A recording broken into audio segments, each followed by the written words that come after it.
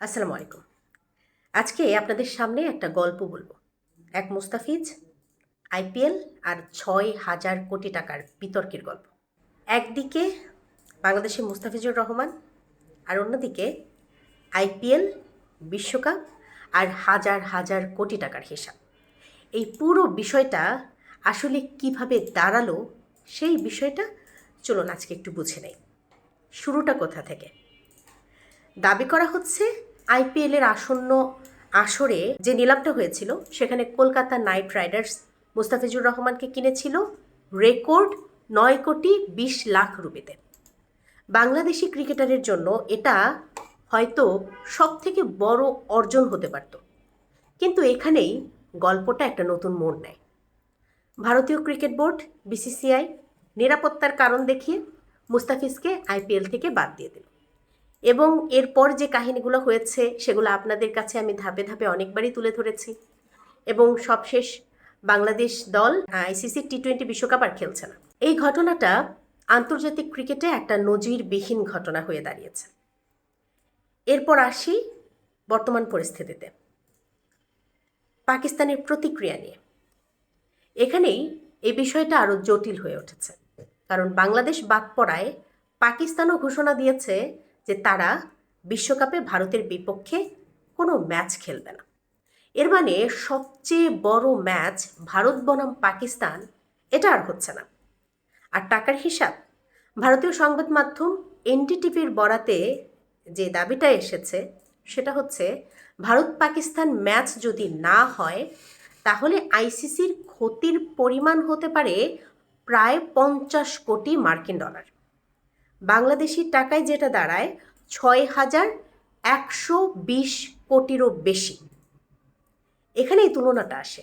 একদিকে মুস্তাফিজ আইপিএল খেললে পেতেন ৯ কোটি রুপি, অন্যদিকে এই সিদ্ধান্তগুলোর ফলে আইসিসির সম্ভাব্য ক্ষতি দাঁড়াচ্ছে ৬,০০০ কোটি টাকারও বেশি।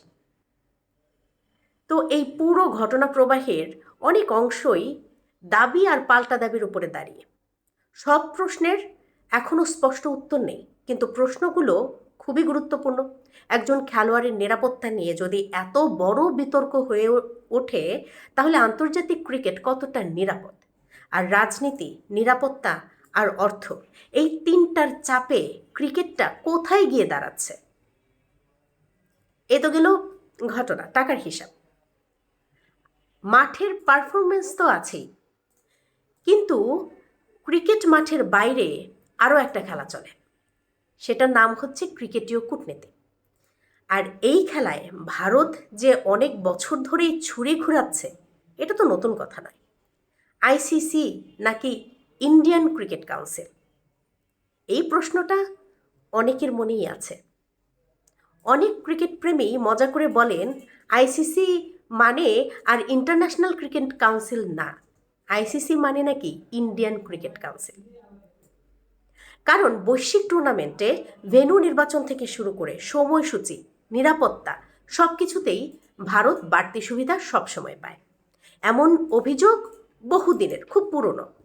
হাইব্রিড মডেল কোথা থেকে এলো সেই প্রশ্নে যদি বলি, এই প্রসঙ্গে পাকিস্তানের সাবেক ক্রিকেটার বাসিত আলী তিনি আবার নতুন করে প্রশ্ন তুলেছেন।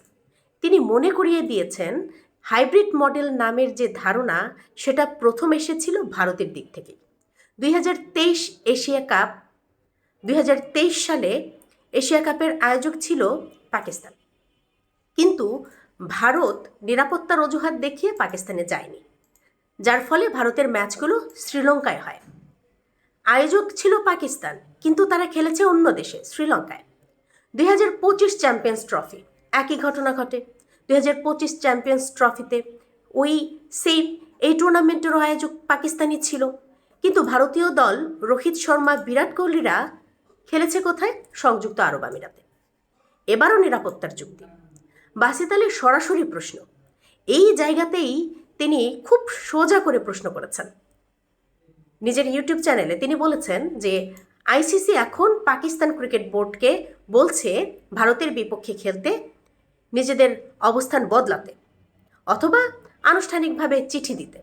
কিন্তু বাসিত আলীর প্রশ্ন হচ্ছে, চ্যাম্পিয়ন্স ট্রফির সময় ভারত কি আইসিসিকে কখনো লিখিত চিঠি দিয়েছিল যে তারা পাকিস্তানে খেলবে না?